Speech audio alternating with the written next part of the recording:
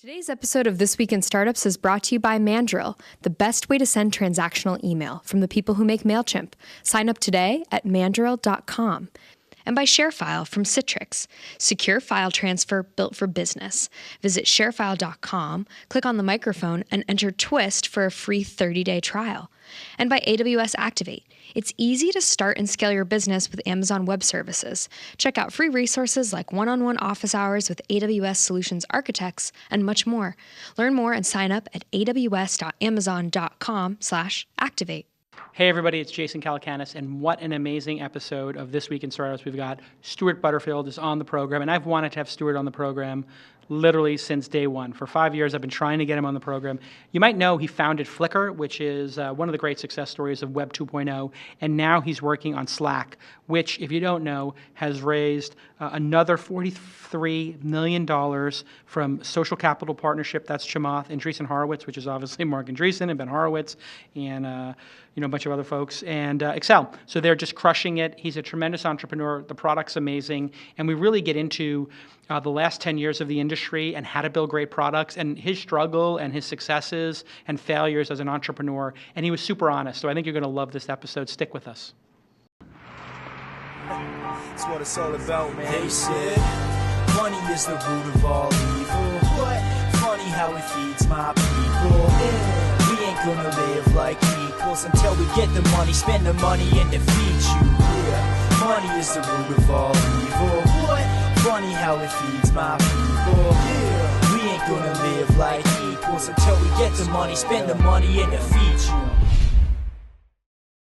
Hey everybody, welcome to This Week in Startups. I'm really excited about today's episode because I have a guest who I've been waiting to have on for 5 years. He's a serial entrepreneur, and he created a little something you may have heard of called Flickr, and another great company called Slack, which is tearing it up right now. I hear all kinds of rumors of incredible revenue growth and everything. We're going to get into it. If it's your first time listening to the program, you can follow me on Twitter at Jason or the show at TWI Startups, and thanks to our friends at WeWork for building us this beautiful studio here in San Francisco where we do the show from. We do the show twice a week, and you can go to thisweekinstartups.com to see the archive of 400 shows, including Naval from AngelList, or David Sachs from Yammer, or Mark Cuban, Paul Graham from Y Combinator. We've had basically everybody on the program. We've been waiting to have Stewart, though, and we finally got him. If you want to join the private mailing list for the show, go to twistlist.co, and I'm just going to leave it at that. If you want to be on the private email list, go to twistlist.co. All right, so Stewart, we've known each other for over 10 years, maybe 15 or something. Yeah.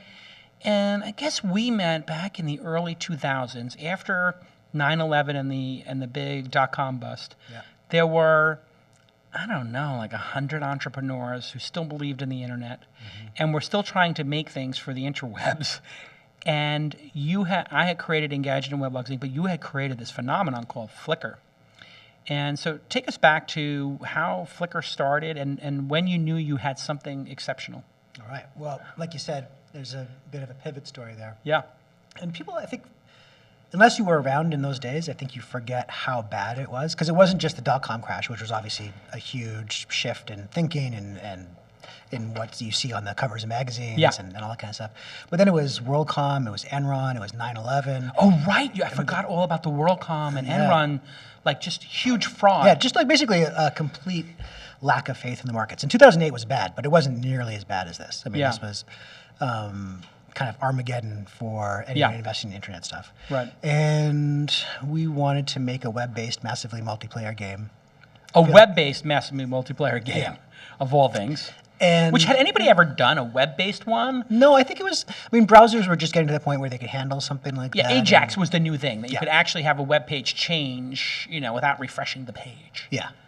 And then a lot of new technology, but I think also there was just that many more people online. Right. And you remember what it was like in the early days of blogging, where, I don't know when you first got online, but for me it was Usenet and IRC. Yeah, I was on before the web, sure. Yeah, so, BBSs and stuff, Yeah, and then it kind of gradually bubbled up, and what we saw as this almost weird subculture thing started spreading to the mainstream. So there's a lot more people online. Relative to now, no one was online. But right, but you suddenly had tens of millions of people using the internet. Yeah. When you and I started, it was 1 million or less. It was hundreds of thousands to low millions in the hot wire days of the internet. So the idea that you could get 1,000 or 10,000 people to a website was huge, and obviously today that seems quite the idea that you could, you'll see startups shut down today if they have 1 million monthly actives. Yeah. But back then that would have been 10% of the internet or something like that. It was unbelievable. Yeah. You would have had massive success. So the game, did it ever launch? We did a prototype, and I'm trying to remember. In Canada, right? You guys were in Canada. Yeah, we were based in Vancouver. So you were one of one entrepreneurial group in Vancouver, I bet. Were there entrepreneurs at that time building internet companies in Vancouver at all? There was a little bit before the crash. Yeah. Yeah. And nothing after. What do you no, I think it was wiped What do you out. think it was about your team there that possessed them to start an internet company when everybody thought that it was over? What was it? Did you guys just love making web pages? Yeah, pretty much. I mean, I figured that eventually this is going to bounce back. It wasn't, I didn't go into it with the mind of, here's a scheme to make a whole pile of money. Right. That wasn't the intention at all. It was, there's a thing we want to make. We think it would be beautiful to make it. Let's give it a try. So you try to make the game, and Yeah, we made a prototype. There's like 1,500 people played it. It was, in our terms, very successful. Ludicorp. Ludicorp. Such a clever name. Yeah. So you do Ludicorp, and who was that big, tall guy who was the designer that was there? What was his name? Ben Cervini? Yeah. Ben Cervini, yeah. There was like old school, like Ben was like one of the old school internet guys who actually just loved making awesome stuff. Yep. And Katerina. And a friend of mine, Jason. Another Jason. Good, talented Jason. So there was a handful of you made this. Yeah, and after we did the prototype, which was totally throwaway technology, we Yeah. were about to do the real thing. We went out and started trying to raise some money for it. We got a little bit of friends and family, but no one was interested. I mean, no one was interested in tech generally, but Right. particularly consumer-facing stuff, particularly on the web. And so it was pretty much hopeless. We got down to the point where there was one person on the team who was getting paid, and that was Eric Costello, inventor of Ajax. He's the only one who had kids at the time. And so Right. He's the only one who So that's how you decided. It's like, okay, we're in the lifeboat. Yeah. We have a cheese sandwich, and there's a kid on the boat. So give the kid the cheese sandwich, and the rest of us will just drink some seawater. So we had started developing the real product for the game. It was a Flash client, and I went to go to New York to go speak at a conference on law and virtual worlds. And on the plane, got some kind of food poisoning. And so in the immigration hall in JFK, puking in the bathroom, Oh, great. getting a Delightful. cab, had the cab pull over on the Van Wyck. And Oh, beautiful. It was Oh, the scenery of the there. Van Wyck. Perfect place to vomit. And then we pull up to the hotel, and they open the door, and there's like a carpet outside. Lean out the cab. Oh, and genius. puke. Yeah. So A great this, start. This sounds totally preposterous, Right. but it's true. That night, I was up until 4, and trying everything: ginger ale, a little bit of water, a strawberry milkshake from McDonald's, because I figured that was kind of like Sure. something to set, but nothing was working. And I had this crazy fever dream and wrote out the whole idea for Flickr. However, it was this terrible, shitty version of Flickr that was actually the first thing that we launched. That wasn't Right. very interesting. And the idea was what? The idea What was, was the terrible version? well, the idea was, we've invested a lot in the technology we've developed so far. There's no way we're going to finish this game. What could we possibly do with the code that we've already written that would be Wow. faster to complete? And so in the game, you walked around, you manipulated objects, you picked them up and did stuff with them, and you talked to people. So the first version of Flickr, you probably remember this because you were around, was you chat with people. It's Yep. you have to be online at the same time as they are to Yep. see their photos. You have a Yep. little shoebox at the bottom, and you drag them back and forth Yep. and stuff. So it's basically just repurposing the game client to be something like that people could use for photo sharing. And it was also right around the same time that there's a company called, I guess, it was called Picasa, but they had another product called Hello. Yeah. I think it was called Hello. And Google just bought them, and it was Right. similar kind of live photo sharing. So you have Right. this session with someone across the country. Yeah, we're just flipping our photos over. Yeah. So I mean, Clever. that was my idea. It was a stupid idea because Well, at that time, didn't everybody think that live and social it Yeah, was the early yeah. days of like, hey, let's try to do something where there's something alive on the page, Hmm. right? It was sort of like a very unique concept at the time. Yeah, I mean, so I'm being a little bit self-denigrating there, but it was a stupid idea only because the chances that someone you cared about being online at the same time as you were just so small. Yeah. And at least with an IM network, if you had the client open, I could send you a message, and you're away for a couple hours, you come Right. back and you see it. It wasn't the same with this. I mean, Right. so it had a Very much worse. ephemeral. Yeah, very, and also just such a.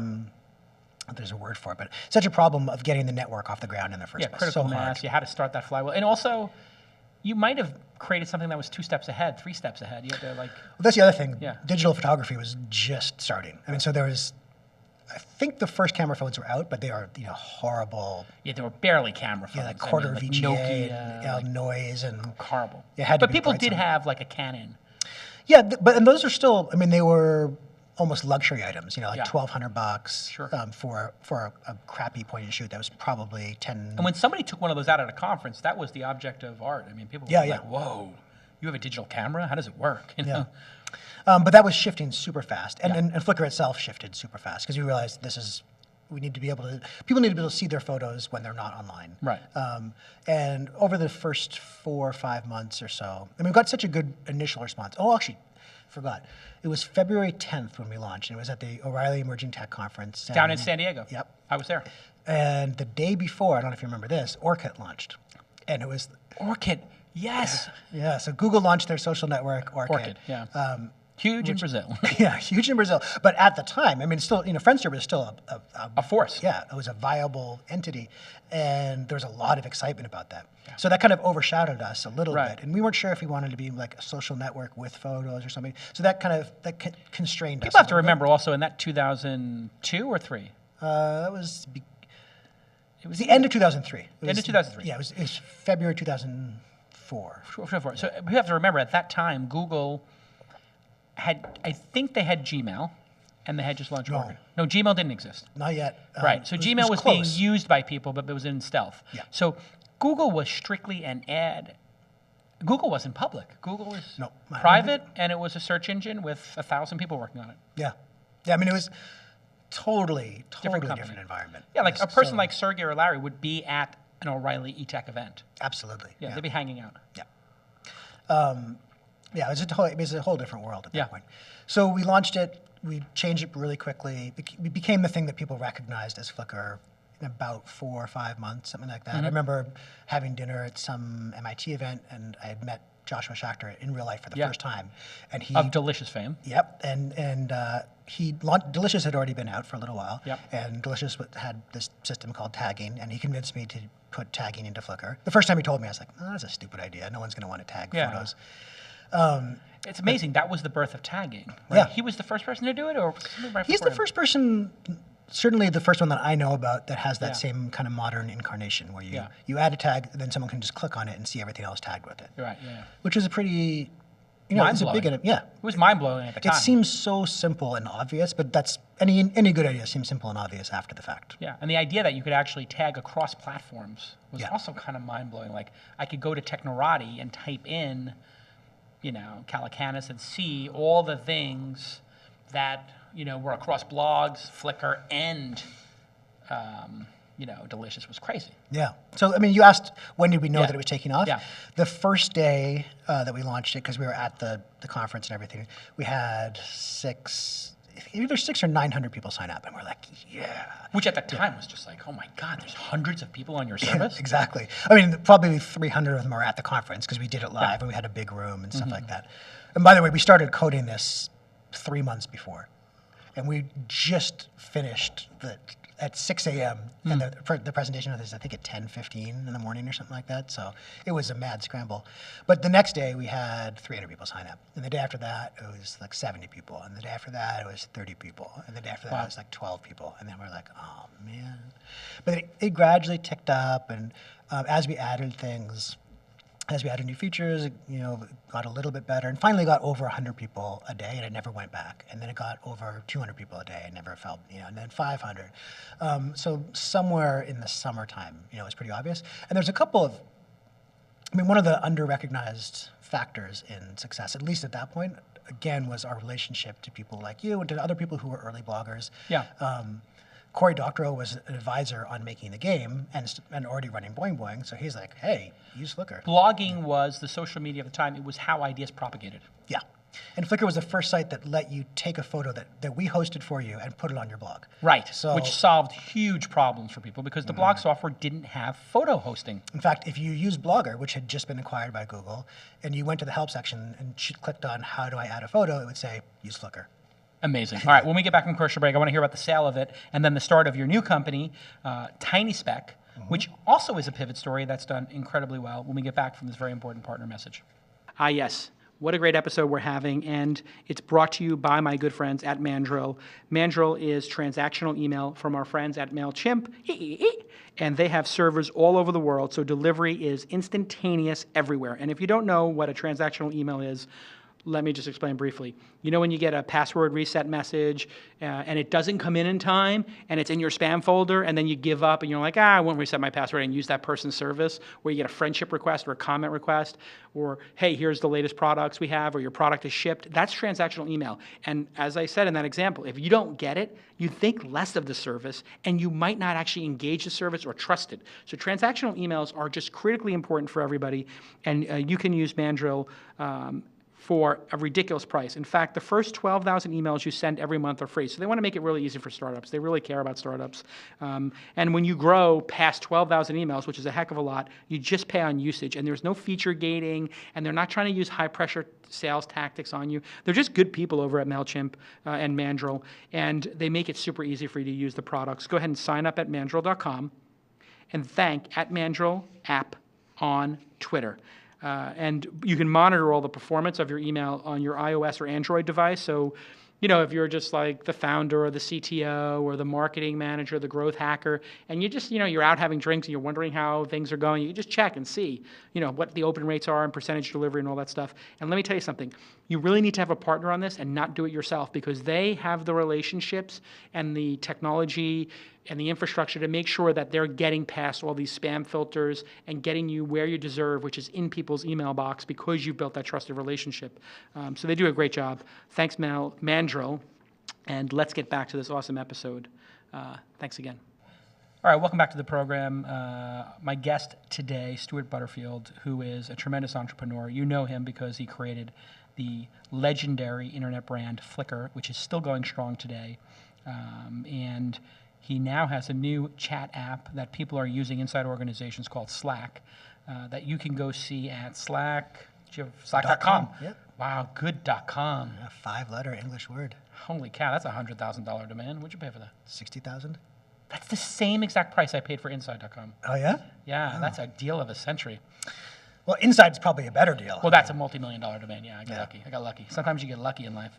All right, when we left our hero, Flickr, a pivot from a game, was now getting hundreds of people a day. It was, you know, all these bloggers were using it, so it's getting amplified. And then at some point, after not being able to pay a salary to 4 out of the 5 team members, you're able to raise venture capital. Yeah.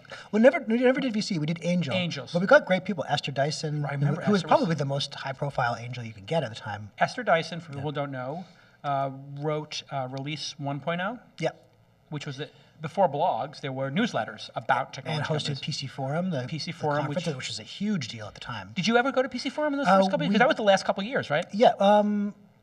Flickr went, I guess you were one of the demo companies there, right? Yeah, like 4 months after. I think we were kind of unofficial. She snuck us in Snuck you in. we were and friends. You know what the interesting thing is? At that PC Forum, she let me in as well. Esther Dyson's always, I mean, one of the most gracious people ever. Producer Gina, we have to do a This Week in Startups, please, with Esther Dyson. I can't believe I haven't had her on the program.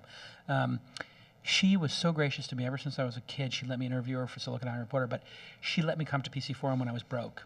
Oh, yeah. I mean, can you imagine it's a $3,000 ticket and like all Bill Gates was there, and I mean, it was extraordinary. Yeah, it's like a mini Davos or something like that. And and we were like 30-year-old kids, 25-year-old kids, and she let us in. Yeah, and imagine the number of people bugging her to get into that. Right. You know, just would have been. Yeah. She's a wonderful person.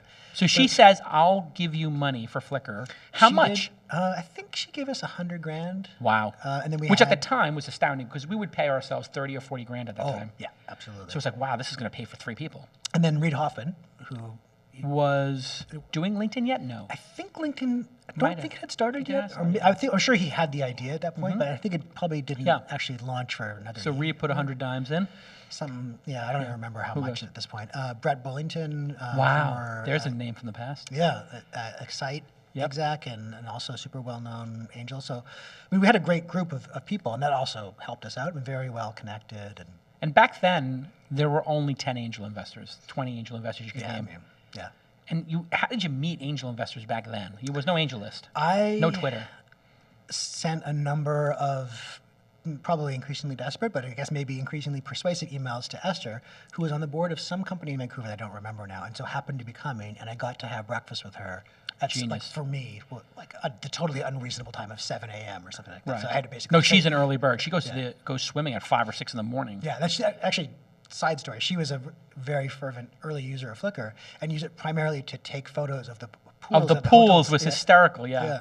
So catalog of every hotel pool in the world. Do you remember how much you raised in the angel round and what the valuation was? I honestly don't. I must have that somewhere. Must be in my $2 million, archives. $3 million? Oh, yeah. Yeah. You raised 300-400? Something like that.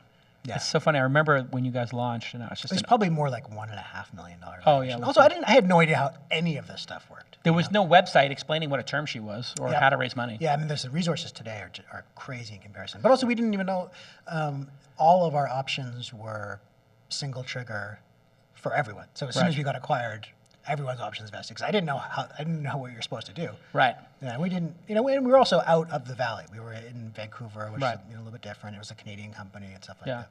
So at some point, the market starts to come back. Yep. Companies like Delicious, Weblog, Zing, Gawker, Boing, and Flickr start to get attention again. What was that like for you as an entrepreneur to have gone and started this in the pure dead of winter, the most depressing time possible, and then all of a sudden things in 2005, 2006, we're at South by Southwest, people start to care about the internet again.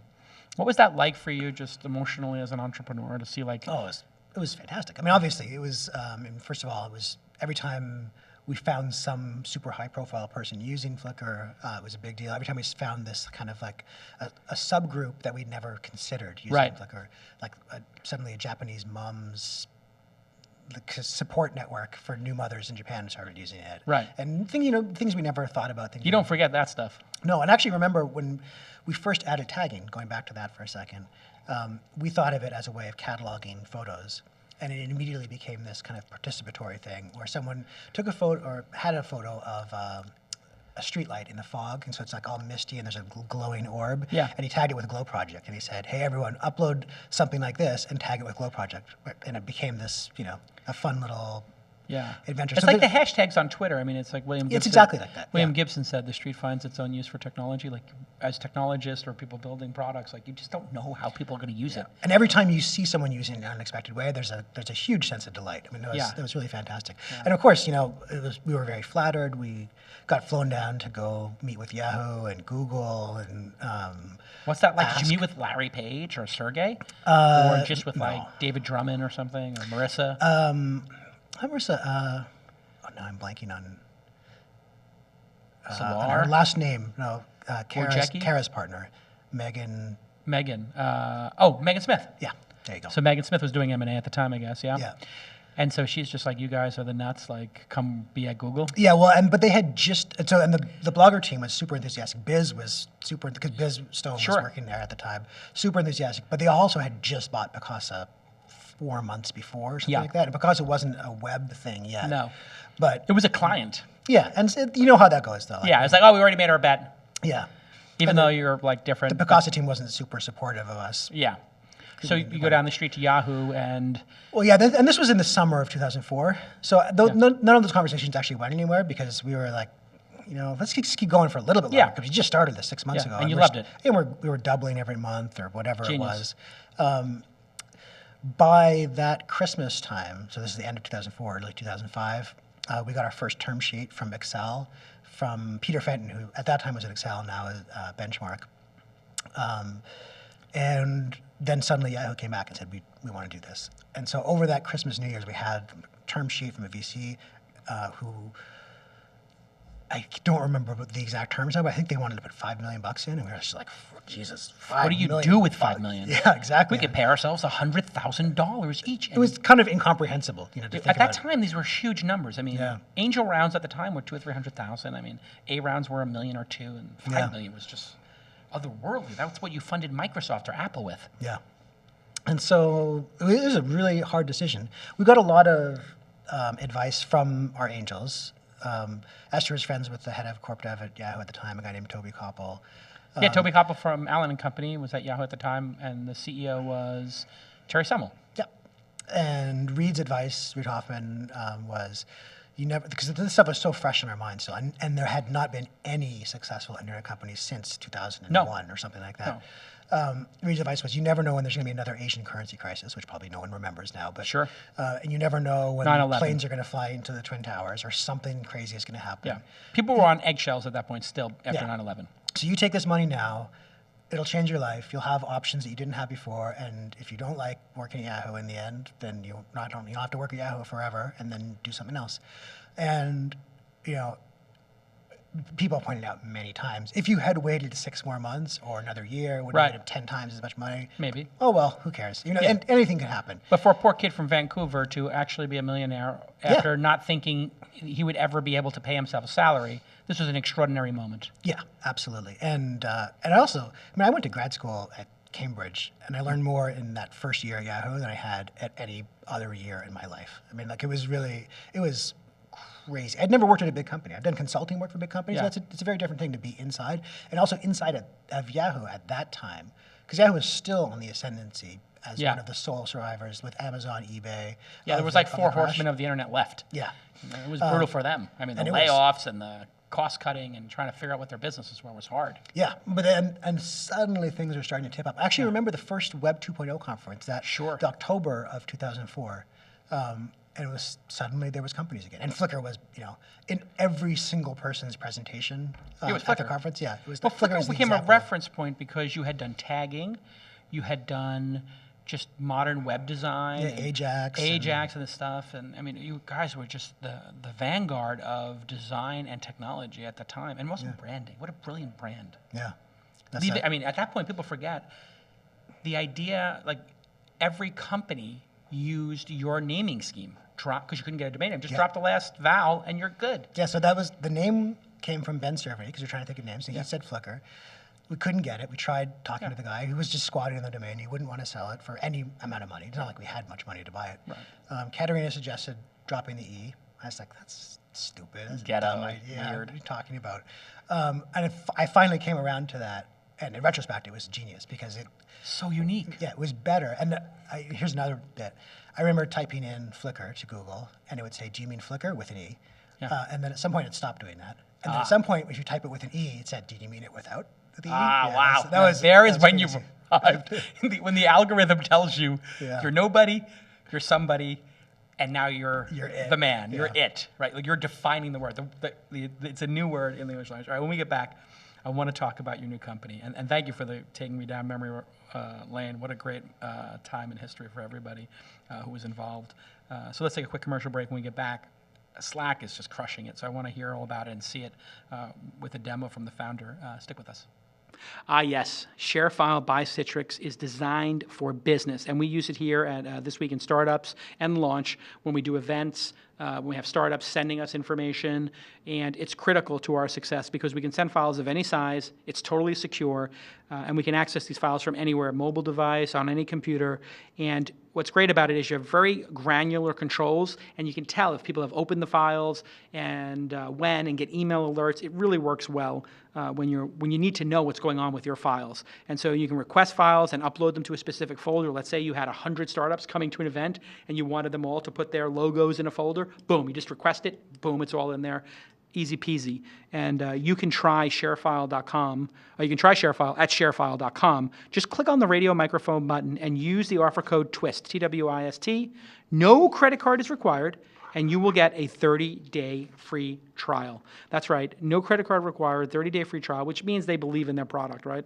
And here's an exclusive offer for you. If you're a fan of the show, you're going to want to get this video that we made called 10 questions answered by the world's most important investors. And that includes David Cohen from Techstars, Joanne Wilson, the prolific angel investor in New York, Dave McClure from 500 Startups, Steve Jurvetson from Draper Fisher Jurvetson, investor in Tesla and SpaceX, Brad Feld from Colorado, Mark Suster, who just sold Maker, just an incredible all-star lineup. And the way you get it is going to Sharefile.com, clicking on the radio microphone, and using the offer code TWIST. And then send us a request a file link to sharefile@launch.co. That's right. Send us a request a file link to sharefile@launch.co, and you will get an all-new video available only by requesting the file through Sharefile. Thanks again to our friends at Sharefile by Citrix, and let's get back to this amazing episode.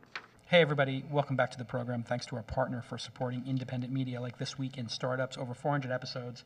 And it's really at the service of these great partners that we are able to do this program with a great producer like Gina and great technical support from Jacob and Brandis and everything. So I really do appreciate those partners supporting the program. With me today, Stewart Butterfield, great entrepreneur. Pivots his way to success every time. Go check out slack.com or at SlackHQ on your Twitter. And he's part of the First Name Club on Twitter. He has at Stewart. Yep. It's fun being part of the First Name Club. It is. Do you remember the first time you saw Twitter? When Evan Biz showed it to you when it was just text messaging? Yeah, and I'm trying to remember who pointed Where out were to you? first. Where was I? When you saw it, yeah. I don't remember physically where I you was. don't remember, Somewhere okay. I was in San Francisco. Right. I might have been at home. Yeah. But when I had this experience, I think a couple other people did at first as well. I'm not sure if there was a Twitter website. No, there was no or not. website. It was all text on your BlackBerry. Yeah, okay, so 40404. Yeah. So I remember texting out, what country is Sepultura from? Because I had listened to the song, and someone wrote back Brazil. And I got 3 or 4 answers. I was like, oh, this is kind of cool. Yeah. It's like I just got an answer to that question. On text, by the way. Yeah, all on text. Ding, ding, ding. And then suddenly you're getting more and more text and more and more text. And then it's like the phone buzzes and I'm in bed. And I'm like, oh, shit. And look at it. Oh, Twitter again. So I just turned it off. Right. Everybody was like, this is stupid. Yeah, because it was.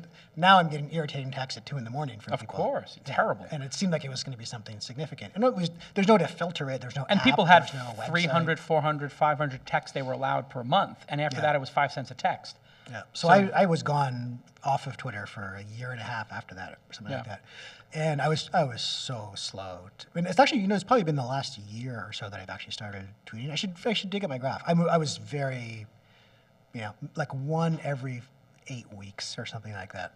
So you decide after you guys sell, you do your year there. You wrote a really funny Resignation letter to who was running Brad Labs? Garlinghouse. Brad Garlinghouse. He also did the peanut butter manifesto. He did the peanut butter. So you guys are famous for these long, navel gazing emails about the future. Yours was funny though, because you referenced this new steam-powered future that's coming. It was like a resignation from 1929 or something. Yeah, it was modeled on, I can't remember his name now, but the nominal publisher of The Onion, Ernst Zwiebel or something like that. And he always writes in that old-timey style. Yeah. And there was no real significance to that. I called Brad and said, okay, this is it, I really quit. And I hadn't been working at Yahoo for months before that, but they didn't want me to quit yet for PR reasons. And he said, okay, no problem. Just shoot me an email so I can forward it to HR. And I said, okay. And then we went back and... You're like, I wonder if anybody in HR actually can read. That was a great viral one. You can look it up, everybody. So then I was off for about 6 months. Took a little vacation. Clear your head. And then me and 3 other people who were on the original Flickr team, Eric Costello, Cal Henderson, Sergey Marchov, started a new company called Tiny Speck. And again, we were going, this is 7 years later, 7 and a bit, build a web-based massively multiplayer game. And this time it was different. The technology had advanced crazily. There was 2 orders of magnitude more people online. Sure. Hardware cost 2% of what it used to cost. There was all this great new all right, source you're ready to software. crush it again. Yeah. Let's do it. Yeah, and we immediately raised $1.5 million seed round from And Excel. at that point, it's so easy for you to raise money. People are just calling you constantly, like, you created this hit, Flickr. It's like having made a movie that won Best Picture. You probably pissed off half your friends by not taking their money. Yeah, no, that's what it was like. So we had a lot of former Yahoos. A guy named Andrew Bracha left Yahoo. He's at Excel. Yeah, he's at Excel. And Smart cat. Yeah, he's fantastic. I mean, I love that guy. He is, I think, the best VC out there right now in terms of, if you're an entrepreneur, he's the most supportive. Let's get Andrew on the program, producer Gina. You forget about that guy because all he does is work. He's not like these VCs now who feel like they have to have a podcast where they got, oh wait, that's me. I'm an angel investor. But anyway, these VCs all feel like they got to be like writing blogs and they got to be. Exactly. He's just a worker. He just goes to work for his company. Yeah. Amazingly supportive through this whole thing. And we also had Jeff Weiner, who's now, it was before he was CEO of LinkedIn. Yep. Rob Solomon, who went on to be COO of Groupon for a while. Bradley Horowitz, who's a VP at Google. And we also had Mark Andreessen and Ben Horowitz individually as angels because they hadn't quite started Andreessen and Horowitz. So that was our seed round. Yeah. And it was $1.5 million. We had a bunch of friends and family as well. Awesome. And we were like, all right, now this is Let's gonna go. This is going to be simple. We got the great software, we got easy money. We were hiring people. and we got this great. Ended up in, I think, a great brand for the game, which is Glitch, although we abandoned the original intention behind Glitch, great. it. Yep. A year later, we raised a $5 million Series A and started hiring more people because we're getting it together. This is really good. This is March of 2010. And we got the beta up, and it was hugely popular, and we actually got people spending money in the beta, and the average revenue per paying user was like $70, and it was 5% conversion. All the numbers looked really good. And a year after that, we raised a $10.7 million Series B, led by Andreessen Horowitz. The A was led by Excel, so they're just kind of trading places. And hiring more people, and by 2013, like early part, we were up to about 45 people, but the game just wasn't working. I mean, it was, first of all, we say game. It's not like any other game. What I really wanted to do was recreate what we had in the mid-90s, in the late 90s, and early 2000s, that kind of community with the structure of a game. Look, let me give you an example. I don't play golf. I can imagine golf as a pretext to go for a walk in the woods with 3 friends for 4 hours. And that's appealing to you. Yeah. I mean, the walk would be good. But if you didn't have the pretext to do it, if you didn't have some kind of structure, and then you're competitive a little bit. You're playing a game together, which creates a certain bond. Yeah. So we wanted to be able to do that one world and kind of, remember playing SimCity, I'm sure you Sure. did. Yeah. Thinking about what would happen if you weren't playing from God's perspective, you were playing from one of the little ants' perspective, and everyone's collective decision-making built up this whole thing. Yeah. I mean, this is this grand, ambitious thing. But of course, it's not like any other game. It's impossible to explain to anyone. Players, they just want to play a game. Give me the goal. They don't need a 45-minute philosophical lecture about fundamentals of social structures and all this bullshit. Right. They just want to, at the time, it was Farmville, Cityville, Castleville. Okay, I have to come back in 6 hours to get my cantaloupe. Yeah, exactly. Okay, I'm going to set an alarm for 3 And the other thing we totally missed, just by being a little bit too early, I mean, we saw it coming by the end, obviously, was how dramatic the shift was to mobile for games. Because now it's like 99% of people's leisure time with computers is on a mobile rather than a laptop. If you have both an iPhone and a laptop, and you're going to screw around for half an hour, you go for your phone. You don't go for your simple, easy. Yeah, but that wasn't obvious in 2009. So because I don't remember when the App Store first came out, but it was maybe a year after the iPhone. A year later, yeah. And the apps kind of sucked. And there wasn't. I mean, the devices were slow. Yeah, and bandwidth was slow. It was a bad experience. Skanky. Yeah, so we totally missed that as well. So then, end of 2013, we got a game that, although the fundamentals are good and it had a really strong community, it just was not converting enough of the people who tried it to be successful as a company that had raised, at this point, $17.5 million of venture capital. If it was 5 of us and we worked on it for a year before and we spent $500,000, we would have been like, great, this is awesome. So you plowed millions of dollars into this. Yeah, we had 40 people. We hired this guy, Keita Takahashi, who made Katamari Damacy, the famous Japanese game. Yeah. We hired all these great people. This is a little stressful for you, I would imagine. Oh, it's horrible. I mean, you know how it is, right? When things aren't going well. The pit of your stomach, like acid reflux. And I convinced, and Keita is a good example, and he was not alone in this. I convinced him to move from Tokyo with his, at the time, 3-month-old baby and his wife, relocate to the country. You sold people on a vision that you no longer believed in. Yeah, and it was palpably not working. And I have responsibility. So what does a leader do and then? You have to just come out and say, like, I was wrong, or like, hey, this is the end, we tried, congrats team? Yeah, so there was mixed feelings both on the management team and from the investors about what we should do. Should we keep going, find a way to make this work? I just woke up one morning and I was like, maybe it's possible to make this work. I'm not capable of making it work because I don't believe it can. I could be wrong about that, but I just don't believe that it could be made to work. When that idea comes, is it just brews and brews and brews, and then finally something clicks in your head like, okay, it's cemented.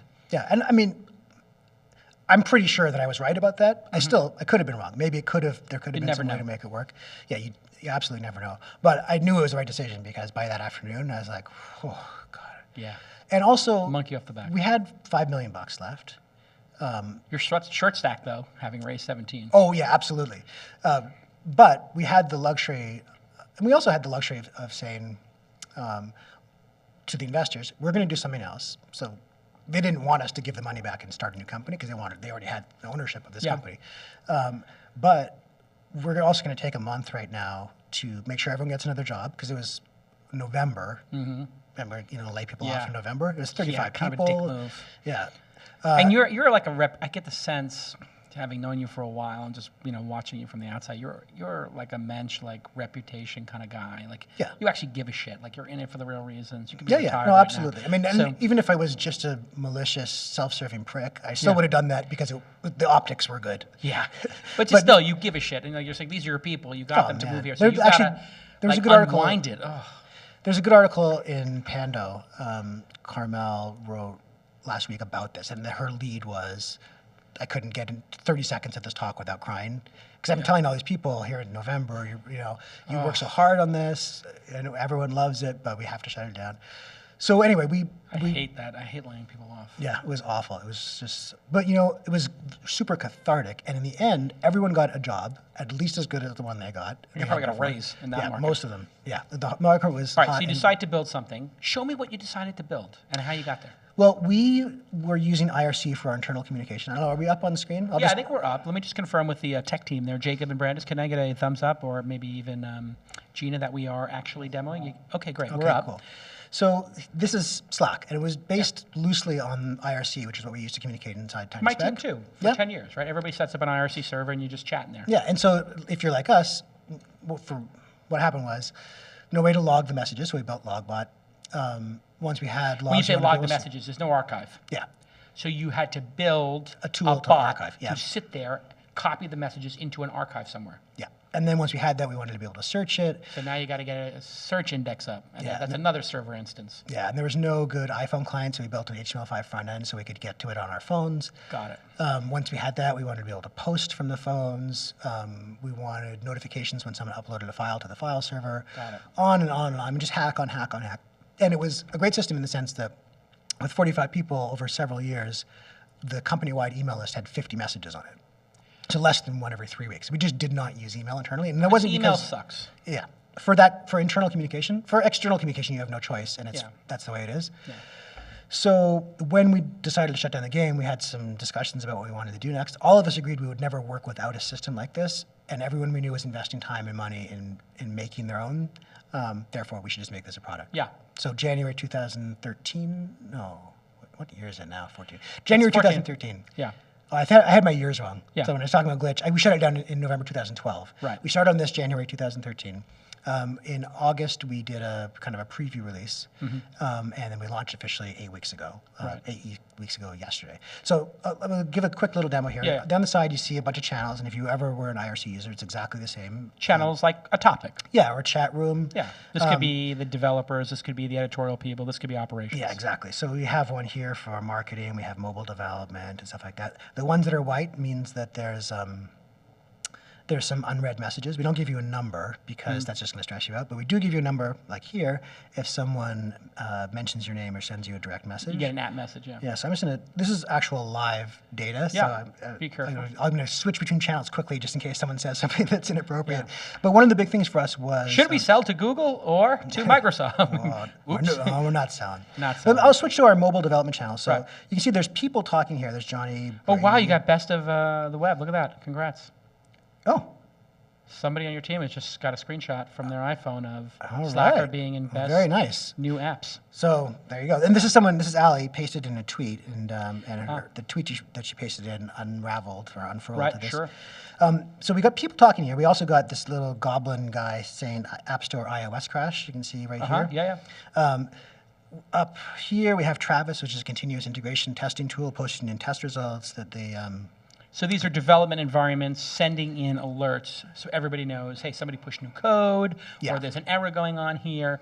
So this is not just your employees. This is also your service layers, your SaaS services or enterprise services, pinging people and informing them of what's going on. Yeah, in fact, we have 21 people working on this now. We send 2,000 messages a day, so it's about 100 each. There's another 6,000 to 15,000 messages coming in a day from external services. Because we have, if you go down here, Zendesk, every help ticket that ever gets created. So this creates like this ultimate transparent real-time feed of everything going on in the organization. Yeah. What does that do for you as the CEO leader? It, to a certain extent, it mitigates the feeling of information overload and kind of obligation to get back to people and all the different kinds of stuff. In another sense, it exacerbates it because there's just so much going on. But the main thing is we don't actually do stand-up meetings or anything like that because everyone just knows what everyone else is doing. Okay, so everybody's super informed. It's thread the loop on the stand-up meetings. But does that then, because listen, I've been doing IRC and stuff like that and using stuff like this, in the last couple of years.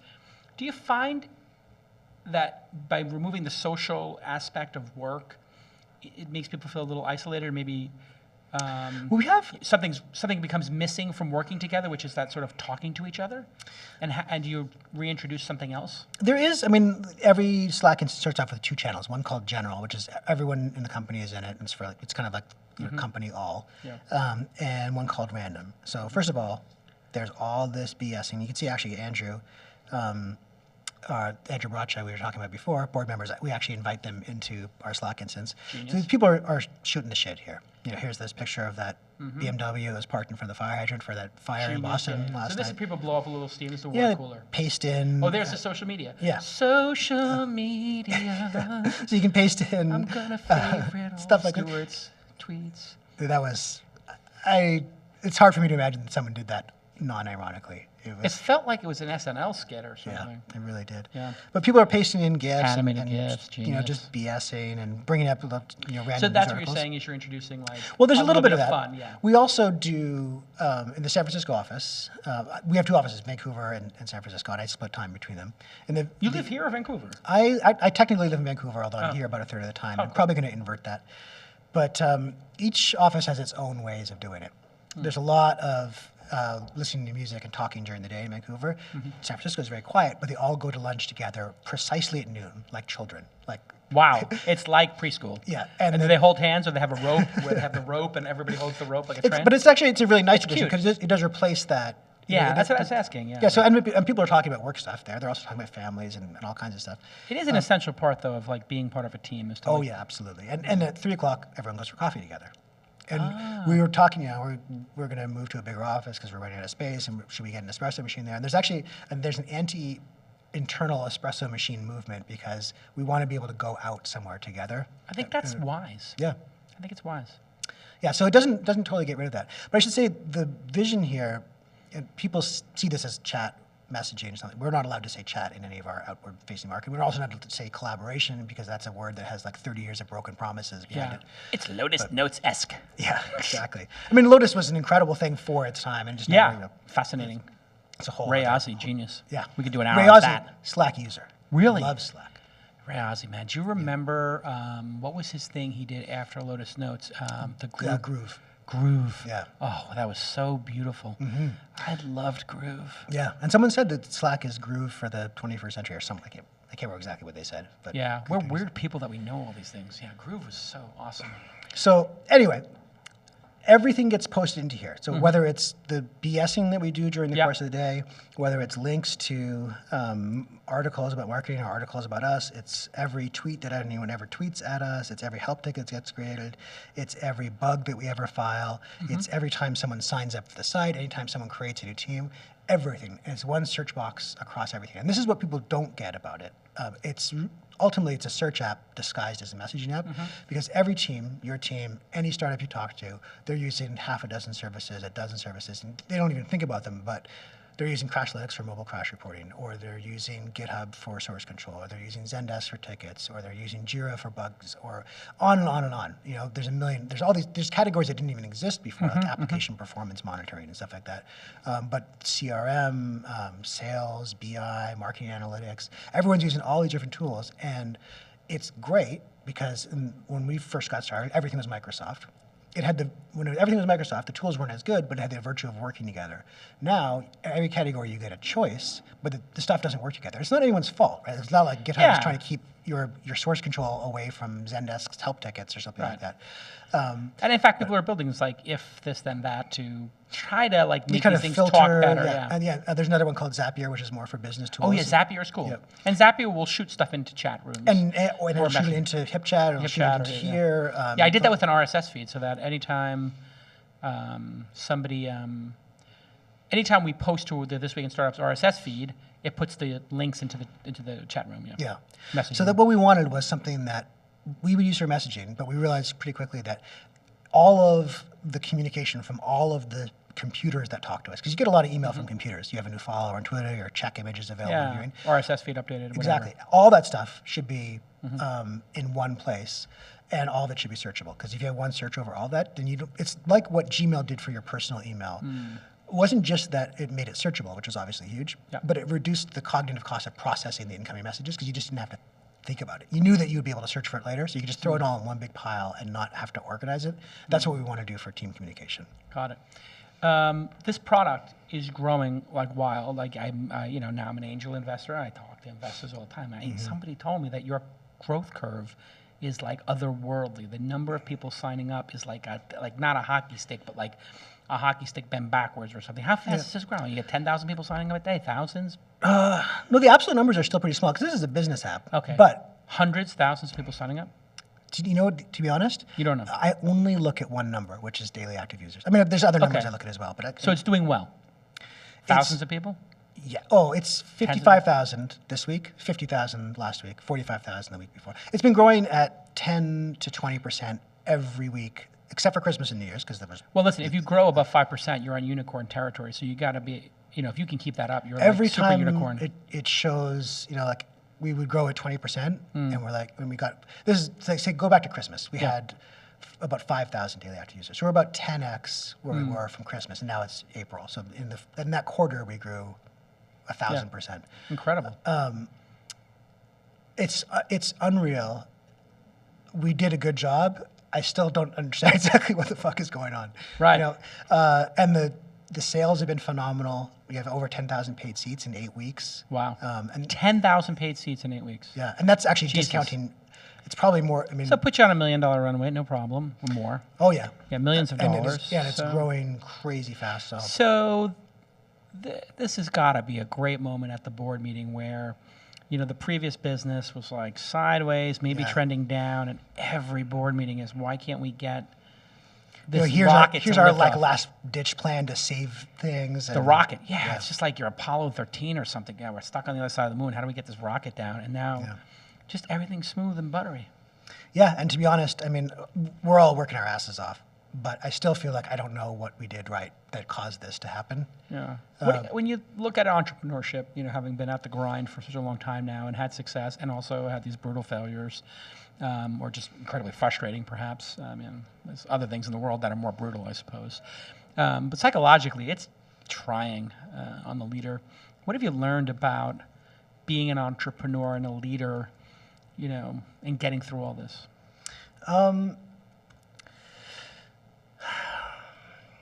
Because you must think about hey, this is my career, and I've had this whatever it is, 10 plus years, and 2 or 3 of them were extraordinary, and then 4 or 5 of them were not, and then now it's extraordinary after 3 or 4 are not.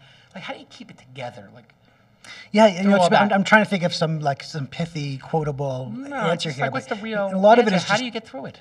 A lot of it for me has just been very slow, kind of accretive learning. There's no magic moment, no light bulb. And there are things like I told you, I got sick and I thought of the original idea for Flickr. Yeah. But those are ultimately they're incremental. I've definitely become a better manager of people. My tendency, I'm very nice because I'm Canadian. I'm also a little bit passive aggressive. I mean, I think you and I have. Yeah. I'm outright aggressive. You're passive aggressive, right? Why is that about leaders that we're like that? You have just a little bit of edge.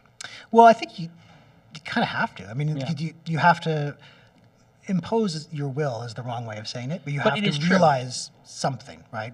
And someone, because when you take responsibility for the outcome, you have to have an out of proportion say in what approach we're going to do. Yeah. And that's the thing, it's funny. I look at it, there's companies, I don't want to name names, but there's companies that have a lot of talented people that are kind of floundering, and I feel like it's because there's no one person who's saying, we're doing this. And so there's a lot of opinions about what's going to happen, and there's a lot of consensus building and stuff like that, and there's no real. And consensus building does not get you where you need to go. It might work. it's much more likely to be successful on the basis of someone. And it almost doesn't matter if you have a dumber person doing it or a less capable or less talented person, as long as there is one person who's really pushing some vision forward. You have to have a direction. Yeah. If you're going to get somewhere. And if everybody is just arguing or debating which way to go, you're just going to...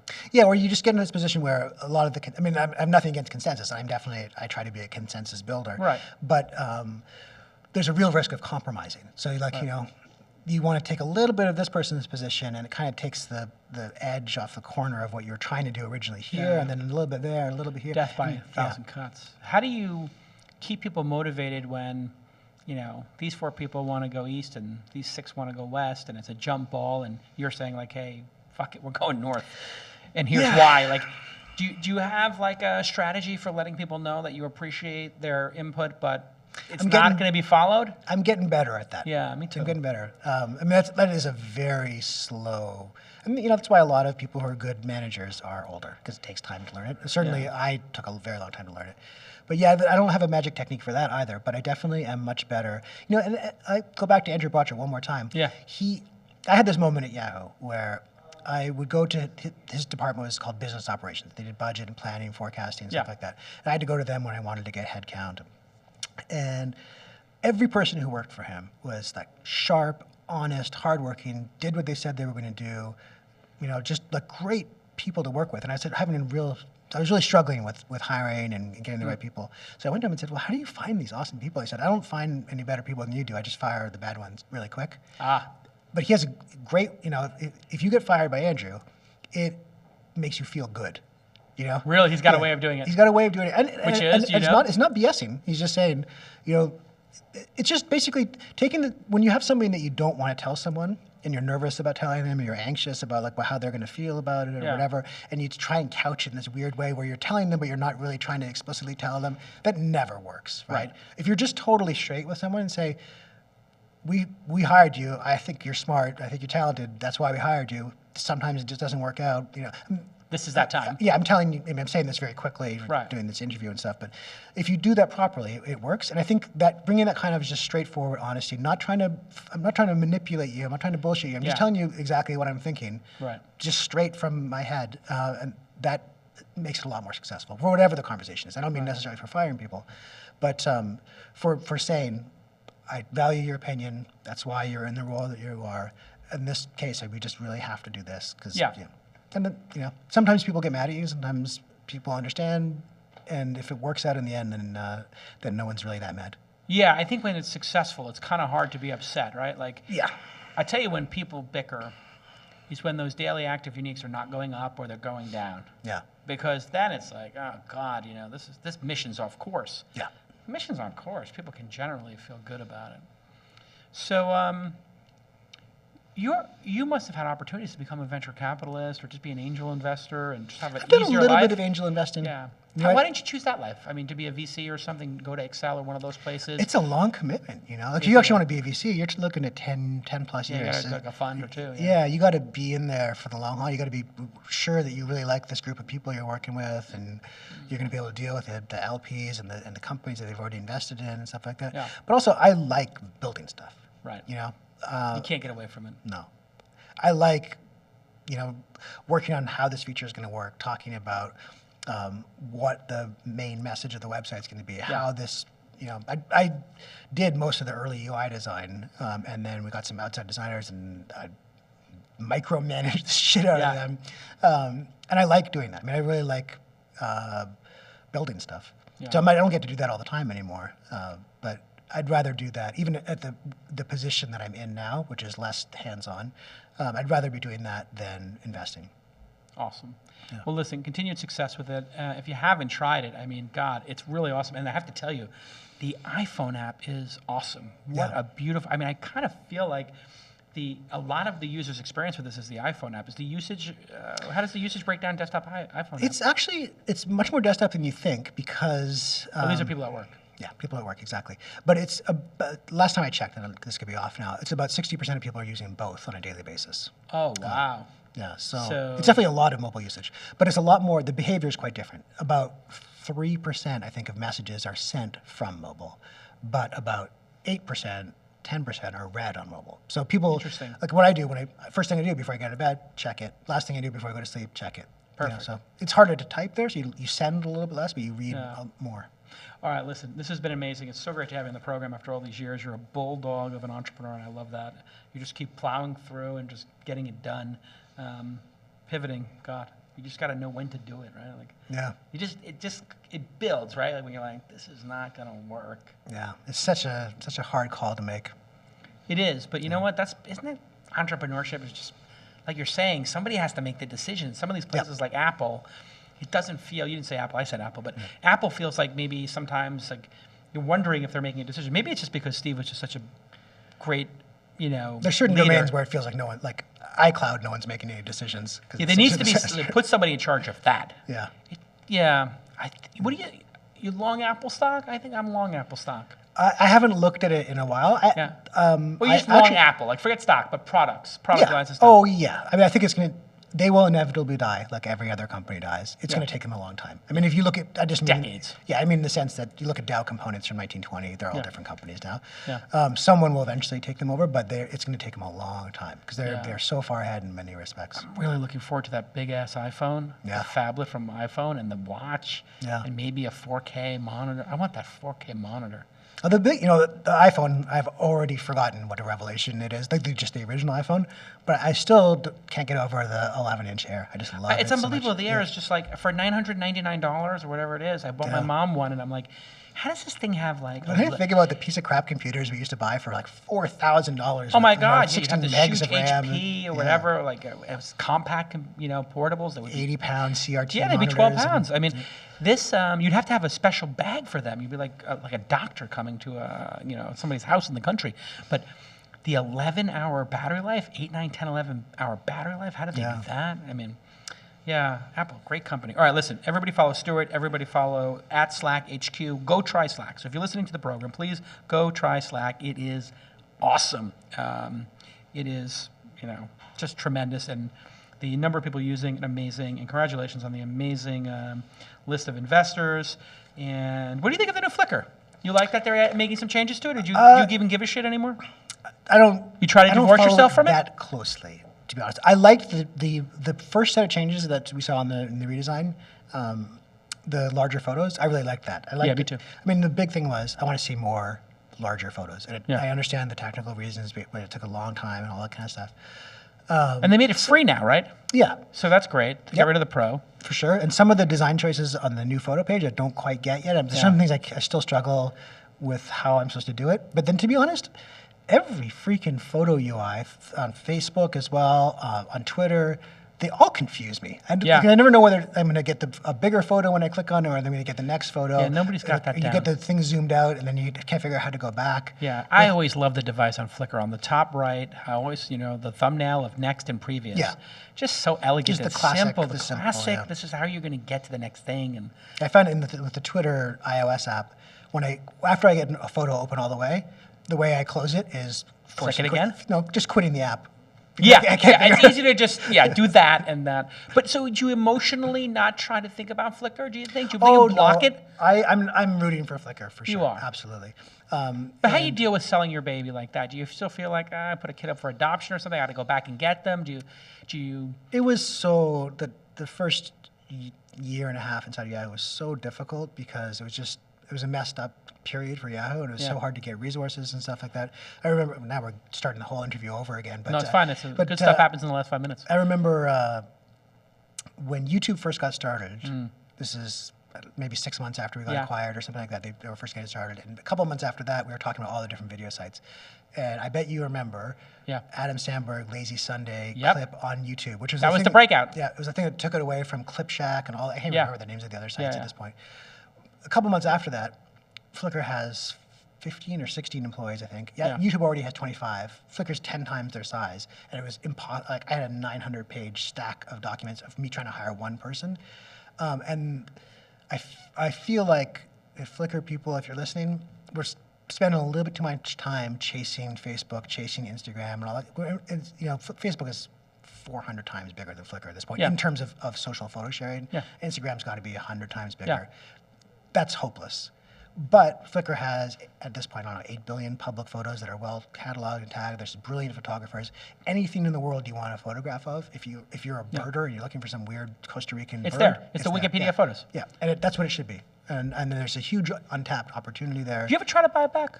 I had some initial kind of exploratory conversations. Because they were talking about it. Yeah, well, in late 2008, early 2009, Yeah, everything's kind of, for sale. Yeah, you never knew Sunsetting. what was going to happen. Yeah. But I think it would have been too much of a PR. Like, basically, the premium that Yahoo would have wanted for the PR hit of selling it made it too expensive to raise financing for, because it would have been hundreds of millions of dollars. Yeah. And their ego would be like, oh God, Stewart makes it work. We look so dumb. Yeah. That's the big problem. I tried to buy Cosmo.com after they shut it down back in, before I did Weblogs Inc., and they wouldn't sell it to me. I said, just sell me the domain name. And the guy from like JP Morgan said, listen, Jason, I got to tell you straight off the record, like, we've no way we can sell it to you because a guy like you might make it work. And then think how dumb we're going to look if you make it work. I'll give you 10%. I'll give you 20%. Yeah. Then you'll look genius. He's like, yeah, no. If we make 20% and you make the other 80%, we're going to look like schmucks. We'd rather not make the 20%. I was like, it's the most illogical thing I've ever heard, but they would rather run Daily Candy into the fucking ground, and poor Danny Levy's sitting there, and they're going to run her, they just unplug fucking Daily Candy, love brand. Why don't they just give it back to the fucking founder? Yeah. And that's worked. I mean, Narendra Rochelle for web shots a couple times, and the Bebo people just to do it again. Yeah, I mean, it's just like, it just seems like, just for the big companies out there, I mean, be a class hack and just, if you're going to shut it down, I mean, forget about if you're going to keep it going or you're trying to make money back, but at least give the founder a shot at the you know, if you're going to shoot it in the back of the head, you kill the poor dog, maybe the last 2 years of the dog's life, he can go back to his owner. Yeah. Whatever. Now we ended on a nice low note. I know. It's like, no, I honestly, it breaks my heart to see Daily Candy shutting down, or Television Without Pity. These are legendary brands. Yeah. When they shut down Cinematical and TV Squad, you know, at AOL, and they pointed it to like Huffington Post subsections, I was just like heartbroken. I was like there's hundreds of bloggers who worked on those two brands, and where's all their work? Yeah. And you know, I'm like at a poker game with Jason Reitman, and he's like, I used to love Cinematical. I did 10 interviews with them in my career. I used to read it every day. And I'm like, where is the AOL executive who fucking shut down Cinematical and TV Squad so I can punch him in the face? Yeah. Well, that's a good, you know, when something like that disappears off the internet forever, it's a good shout out for archive.org. Yes, archive.org. Text files. Jason Scott over there. A lot of people who work hard to archive those things that are kind of, you know, part of our digital legacy. And it's always so sad when it goes offline. Makes no sense. All right, listen, everybody follow out Stewart, everybody follow out Jason. Thank you, Gina. Thank you to our sponsors. Thank you, Luke and Brandon and Demont, for keeping the lights on. Go join the twistlist.co and the launch ticker. Go get the launch ticker at launch ticker on Twitter. And I have a little app in the App Store called Inside. So if you like it on your iOS, it's coming out for Android as well. And take a look at it, and then you email jason@inside.com and tell me what feature you want to see next or whatever. I like a little direct feedback. All right, we'll see you next time. Everybody try Slack. Bye. All right.